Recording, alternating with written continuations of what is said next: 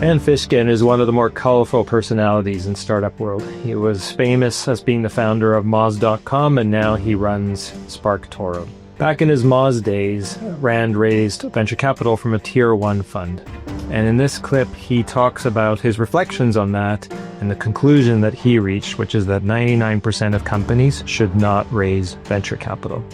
Let's listen to Rand. Amy, Brad's wife, was reading her blog, and she had written about my experiences fundraising, and Amy sent it to Brad, and then Brad reached out to me. So that's how I got connected to Foundry.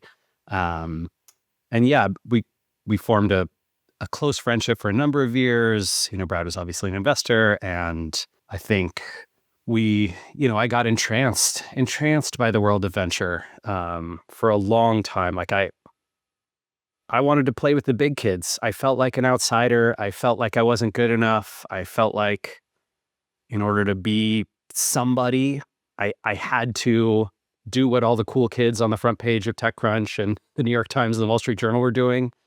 I don't know. For whatever reason, I never even considered the path of, hey, what if I built a quiet, successful business in this field that happened to do really well, which, interestingly enough, the two companies that beat Moz eventually, right, that took market share from them and won the space, neither were venture-backed until like the very end, right? They're very, very late stages. Is that something like SEM Rush? I'm not super familiar. Yeah, okay. Yeah, SEM Rush was one of them. Now they're a public company. And Ahrefs, which never took money and is still private and is north of $100 million in revenue, right? And yeah, I mean, that very easily could have been Moz, I think, if my ego had been in check and if I had thought more carefully about it, and and maybe if the venture community too had looked at our business and said, you guys are onto something amazing, you should not take money from us. Like, let me show you this other path.